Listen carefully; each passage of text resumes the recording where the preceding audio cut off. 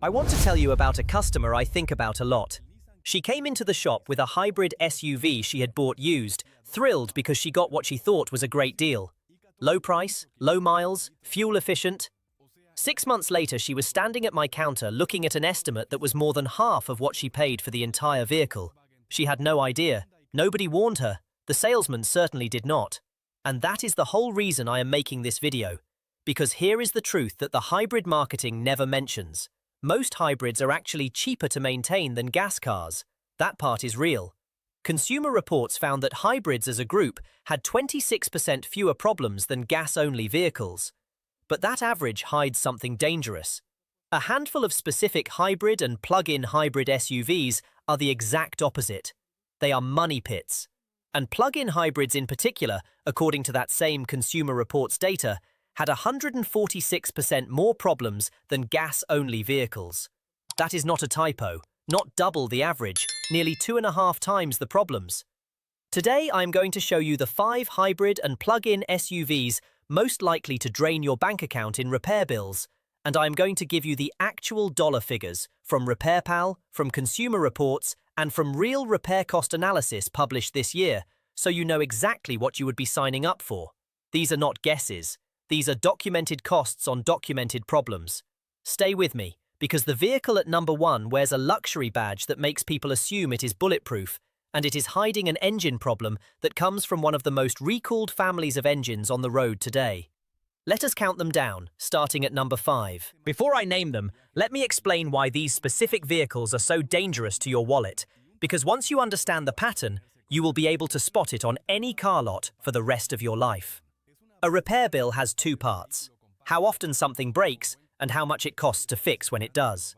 A vehicle becomes a bankruptcy machine when both of those numbers are high at the same time. The cars on this list combine frequent problems with expensive-to-fix systems, and that combination is what empties bank accounts. The first culprit is complexity. A plug-in hybrid is the most complicated powertrain you can buy. It has a gasoline engine, a large battery pack, 1 or more electric motors, and the software to coordinate all of it. That is why Consumer Reports found plug-in hybrids to be the single least reliable vehicle type on the market. Every one of those systems is a thing that can fail, and when it does, diagnosing it requires specialized tools most independent shops do not have, which forces you back to the dealer where labor runs highest. The second culprit is the transmission. Some of these vehicles use a continuously variable transmission with a documented history of failure, and a CVT rebuild or replacement runs $3,000 to $5,000, according to repair cost data published this year. That is a single repair that can equal a quarter of the value of the car. And the third culprit is the badge. When a brand is a luxury nameplate, or when it is a brand that is shrinking and pulling out of the market, parts get more expensive and harder to find. A repair cost analysis this year laid it out plainly. A specialized part or specialized labor can easily double the price of the exact same repair on a mainstream vehicle. So the same broken component costs one owner $400 and another owner $800, purely because of the name on the trunk. Keep those 3 culprits in mind: complexity, transmission, and badge, because every vehicle on this list is guilty of at least one, and number 1 is guilty of all 3. Here is number 5. Number 5 is the Nissan Kicks. And I am putting it here because it looks like the safest, most affordable choice on the lot, and that is exactly what makes it a trap for budget-minded buyers who cannot afford a surprise. The Kicks is cheap to buy, and it markets itself on efficiency. But the danger is not in the sticker price, it is in the transmission. Nissan uses a continuously variable transmission, the Jatco CVT, and this specific family of transmissions has one of the worst repair reputations in the entire industry. A repair cost analysis published this year was blunt about it, noting that Nissan transmissions, particularly the CVTs, have been plagued with problems for several generations, and that a replacement or rebuild can easily run $3,000 to $5,000. Let me put that number in the context of this specific car. The Kicks is a vehicle that sells new in the low 20,000s. If that CVT fails just outside the warranty period, and history says it very well might, you are looking at a repair that costs roughly a quarter of what the entire vehicle is worth. For a lot of owners, that is the moment they simply walk away from the car, because fixing it does not make financial sense. That is the definition of a vehicle bankrupting you. Not one dramatic explosion, but a single repair so large relative to the value that the car is effectively totaled by its own transmission. And there is a second layer that same analysis pointed out. Even if you somehow avoid the transmission, Nissan's electrical systems have a reputation for being, and I am quoting here, notoriously finicky. Electrical faults are among the most frustrating and expensive problems to chase down, because a technician can spend hours just trying to locate the source, and you pay for every one of those hours. Now, I want to be fair, because fairness is the whole point of this channel. If you buy a Kicks and the transmission holds, your routine maintenance costs will be low. The car is genuinely cheap to service when nothing major goes wrong. But that is the gamble. You are betting on a transmission with a track record that does not inspire confidence, and if you lose that bet, the repair can equal a quarter of the car's value. For a budget buyer, that is not a risk worth taking when better options exist at nearly the same price. That is why the Kicks opens this list. Number 4 is the Mitsubishi Outlander plug-in hybrid, and this one earns its spot through a combination that is genuinely dangerous for your long-term wallet. Maximum complexity from a brand with a shrinking future. Start with the complexity, because the numbers here are stark. Remember that Consumer Reports figure I mentioned at the top, that plug-in hybrids have 146% more problems than gas-only vehicles. The Outlander is a plug-in hybrid, and not a simple one. It uses a gasoline engine, a front electric motor, a rear electric motor, a generator, and a large battery, all coordinated by software. Every one of those components is a potential repair, and because they all have to work in harmony, diagnosing a fault often means figuring out which of 5 interconnected systems is the actual culprit. That diagnostic time is expensive, and it almost always sends you to a dealer rather than your trusted local shop. But the complexity is only half the danger. The other half is the badge, and specifically what is happening to that badge. Mitsubishi has been shrinking in the American market for years. Their lineup has contracted to just a few models, their dealer network has thinned out, and analysts have openly questioned how long the brand will remain here in its current form. Now think about what that means the day your plug-in hybrid system needs a specialized part. On a mature, high-volume brand, that part is on a shelf nearby, and a dozen shops know how to install it. On a contracting brand, that part may have to be ordered and shipped. It costs more because production volumes are low, and finding a technician trained on that specific hybrid system gets harder every year.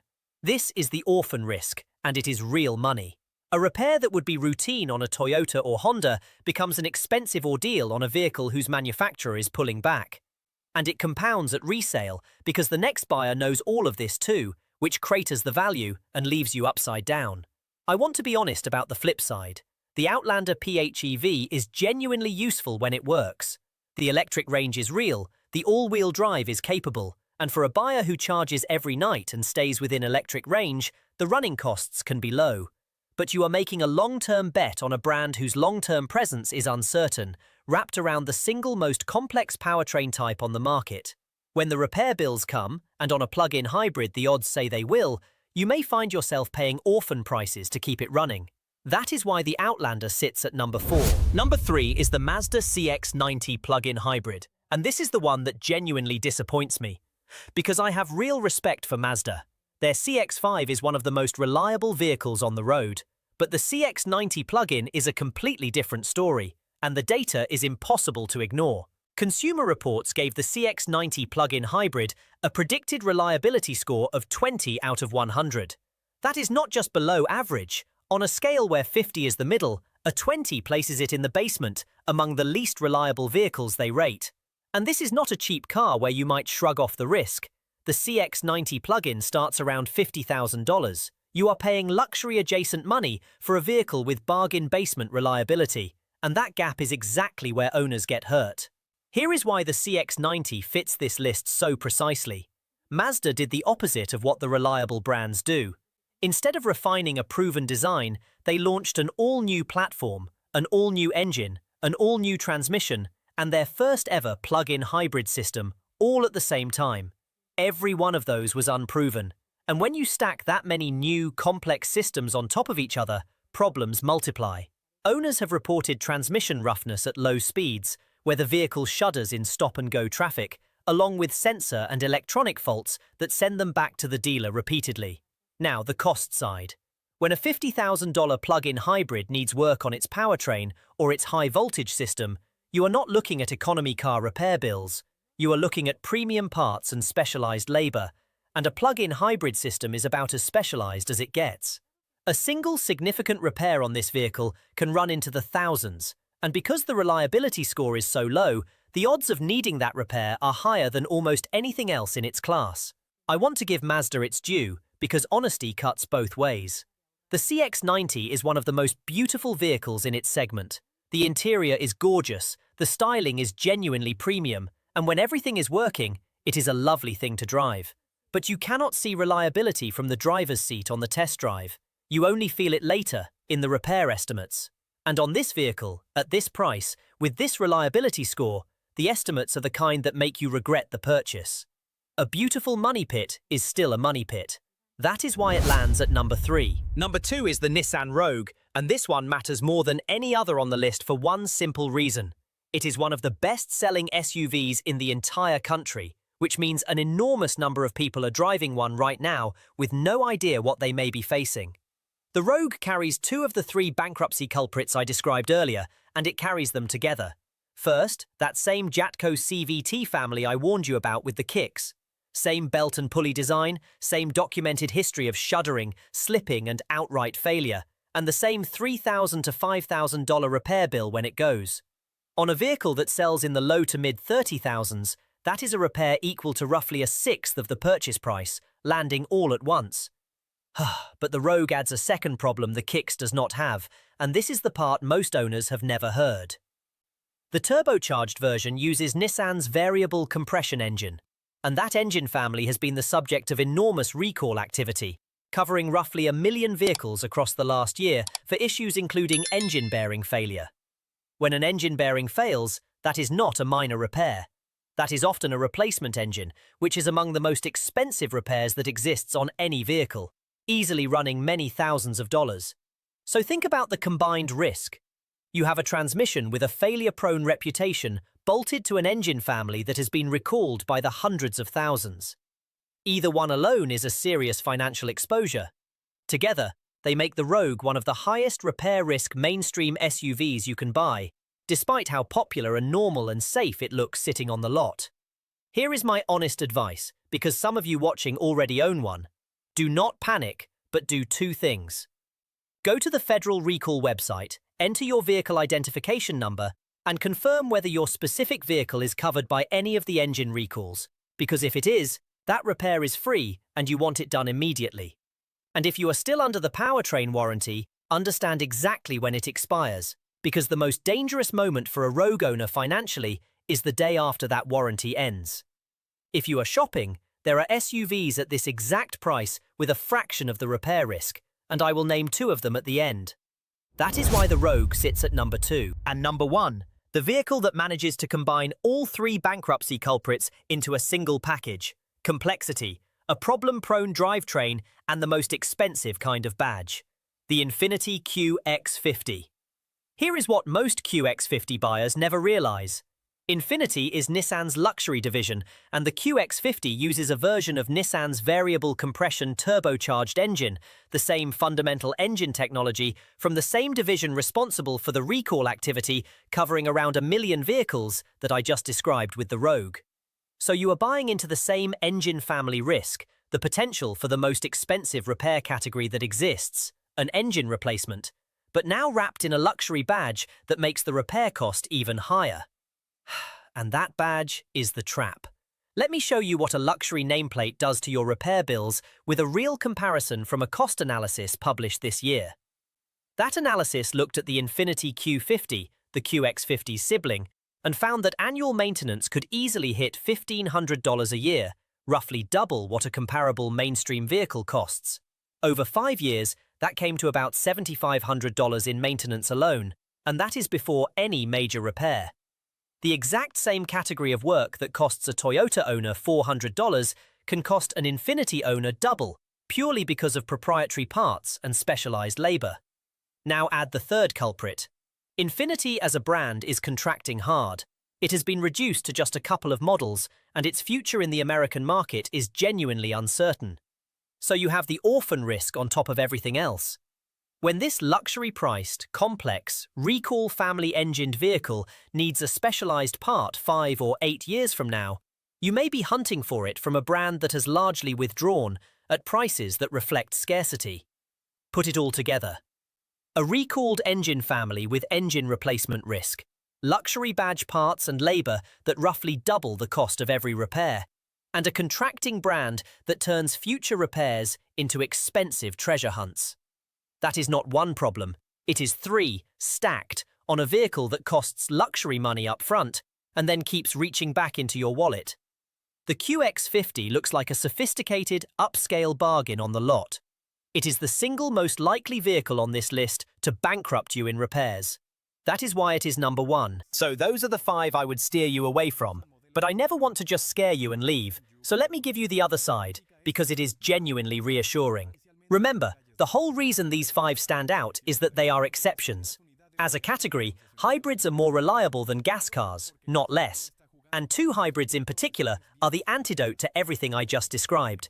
The Toyota RAV4 Hybrid uses a hybrid transmission with no belts and no clutch packs to wear out, which is exactly why Toyota's hybrid system has one of the strongest reliability records ever documented, and its annual maintenance averages around $400, not the $1,500 we just saw on the luxury badge.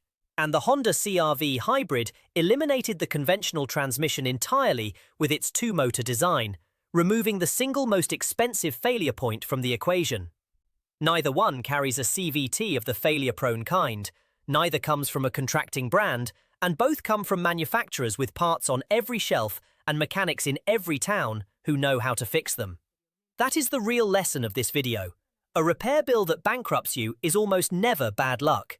It is the predictable result of complexity, a fragile transmission, or an expensive badge, and usually you can see it coming before you sign, if you know what to look for. The 5 I showed you carry those risks. The 2 I just named do not. Now I want to hear from you, because your experience is worth more than any estimate I can quote. If you have owned any of these 5, tell me in the comments what broke and what it cost you, because a real repair bill from a real owner will help the next person more than anything. And if you dodged one of these and bought something reliable instead, tell everyone what you got and how it has held up. Take care of yourselves out there, stay on top of the simple maintenance, and I will see you in the next one.